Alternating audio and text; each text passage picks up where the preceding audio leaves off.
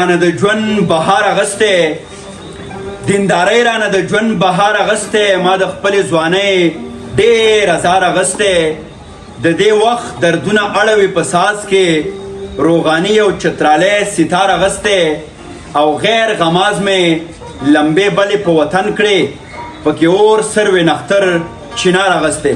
ملګرو په دغه شیبو کې زه ضلع شانګله لیلونۍ کې او بیا بیخي په خپله حجره کې ولاړ یم. ګل لالا څوک چې زمونږ د فیملی سربراہ دی، مشر دی، د هغه د زوی شهزاد واده دی.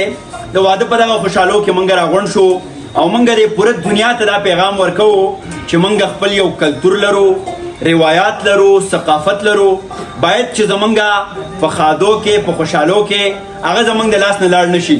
دغه نوې ټکنالوژي، نوې زمانه دې موږ خپل د روایاتو نه، خپل د کلتور نه، خپل د تاریخ نه لرې کړو. دغه پړي به بیا تړو. ځوانان راغلي دي، کشران راغلي دي، مشران راغلي دي، او نن به موږ خپل د وطن هغه جړېدلې، دردېدلې، ځپلې زمزمې پوره دنیا ته رسو او دنیا ته به دا ویو چې موږ د امن، د مینې، د ښکلا او د ژوند مبلغینو. زما د طرف نه دی زما ورواره شهزاد نواز ته دغه لویه خوشحالي مبارک وي. ګل لالا دلې ته او زموږ پوره خاندان ته او پوره دنیا خپل د فیسبوک د پاڼې د لارې په دغه خوشحالو کې ځان سره د ټنګ ټکور په لړۍ کې شریکومه. را سره د صوابۍ د سیمې یو ډېر خوږ یار درون نر پښتون راشد خان راشد هم دی.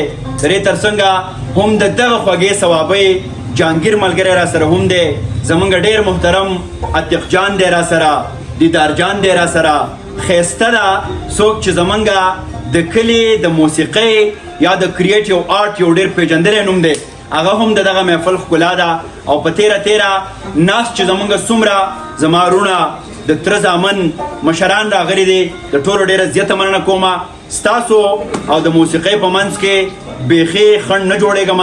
راشد خان باورو، دیدار باورو، نور ملګري باورو، سپینو کړلو تور کلی دا زمونږ کور کلی، او ولې داسې غلی دی دا د ټنګ ټکور کلی، دا د مینې زمزمه ستاسو تر څنګه.